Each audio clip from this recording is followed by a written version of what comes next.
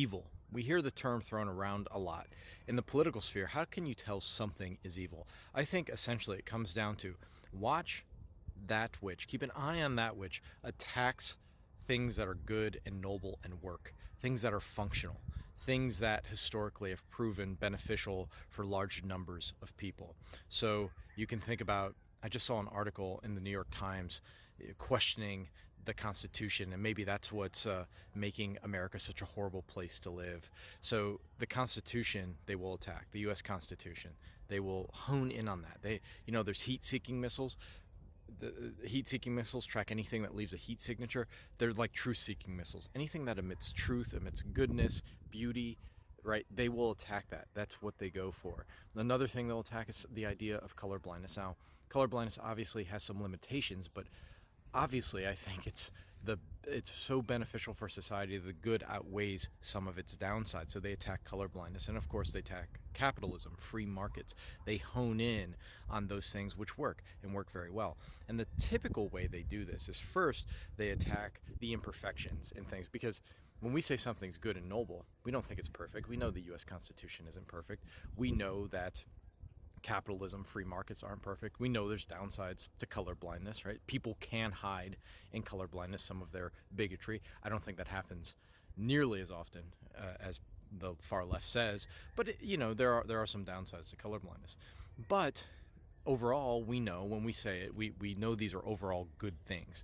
But what extremists do, and they pull in the gullible, they pull in the naive, is they'll say, capitalism, look at all the poor people in the cities, the homeless, right? The U.S. Constitution, look at how slow it is to change things. Look at color blindness. This is how racists have existed for so long. This is what racists hide behind, and now their racism's unconscious. They attack it because there are flaws in very good things, and so when they hone in on the imperfections, and gullible people go, oh, okay, there's some imperfections there, like Howard Zinn's The People's History of the United States. He points out all of the flaws in America's founding. Obviously they're there. There were some real severe felonies, you might say, at America's founding and throughout American history. But overall, America is very good, with some really tainted episodes, obviously. But essentially what they're going to do is they're going to hone in on that and just drill that over and over and over again. So when you're on a university campus, you will not hear a positive thing said about the United States. They can take anything the United States has ever done and twist it, right? And you see this on the far right and the far left. You see, like, even September 11th becomes an inside job, things of that nature. You just see this, like, psychosis, this political psychosis. So they attack the good, they attack the that which works, and they attack beauty. So I always say it's the Constitution, capitalism, colorblindness, and cathedrals. And by cathedrals, I mean spirituality, I mean art, I mean beauty, right? The things that we look up to, they attack that. It's not a coincidence that the climate extremists go and attack our most beautiful artworks, right? They hone in on those things which emit truth, goodness, and beauty.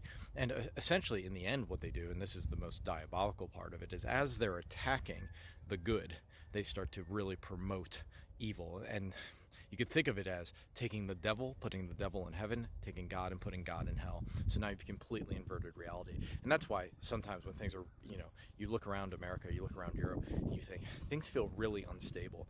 Things feel chaotic, and it's chaotic because what is lower is worshipped by the higher on the fringe, and the fringe starts to become mainstream. So you see more and more people worshiping the lower as if it's God, and treating God as if God is the devil. And we're using devil and God to represent God being, not only in a like metaphysical sense, though they do that too. But I'm just talking, if we think of God as like that which works, the best we've created, right? Like the U.S. Constitution is the best we've created.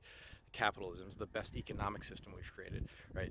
So that God is all that is good, all that is works, all that is functional, everything that's beautiful, that's thrown into hell.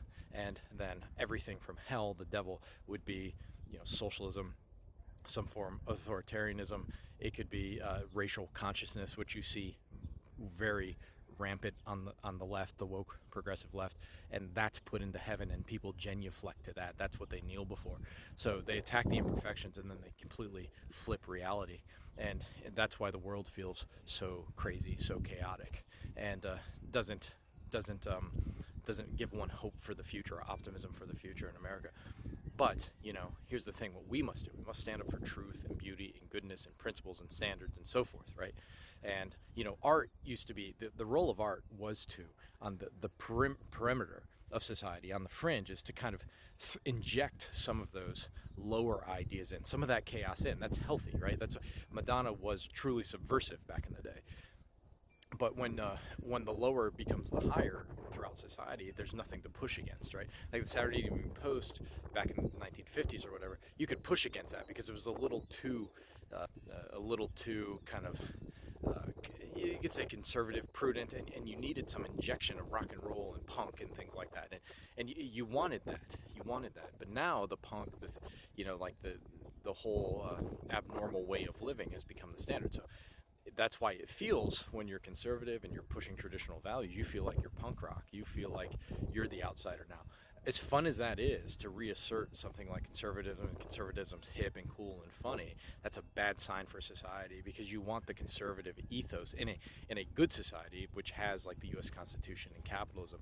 You want that dominant. You have to have that dominant. Even liberals, traditional liberals and like old school conservatives, they overlapped on so much. And nowadays, we still overlap, but our numbers have dwindled. I don't call it centrism, I call it coreism. Centrism is like splitting the difference between the left and the right. Coreism is like the core, the center, the universal principles, Enlightenment principles, that which works, is good and beautiful and kind of withstands the test of time and political winds.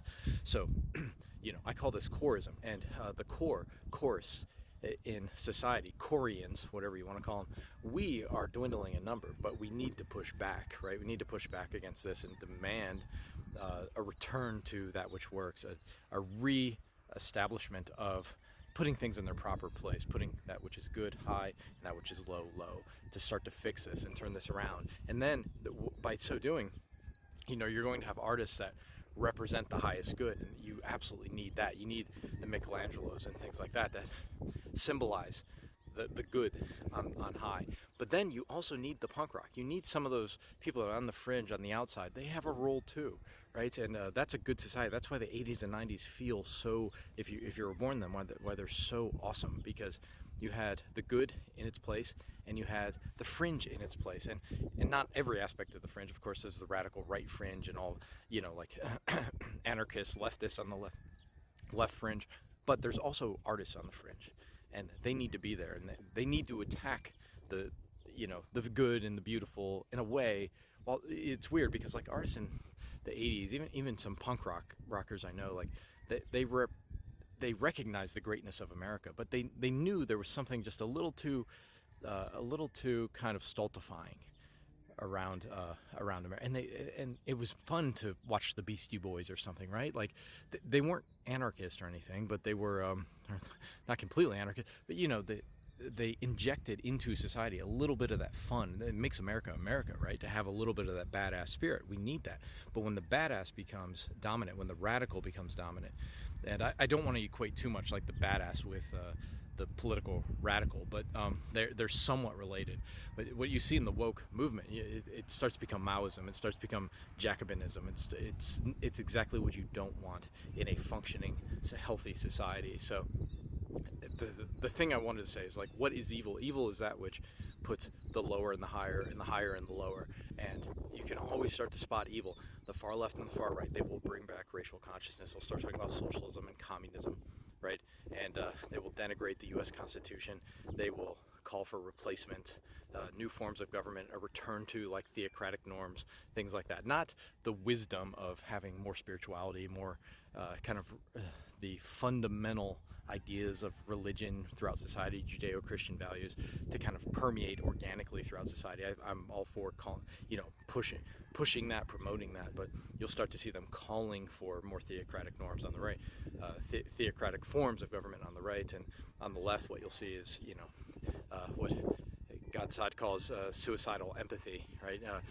Political spirituality expressed through politics. I call it attempts at political sainthood, right? So you'll start to see that. Anyways, look for evil on the left and the right and call it out on both sides, because that's how you represent the core of America.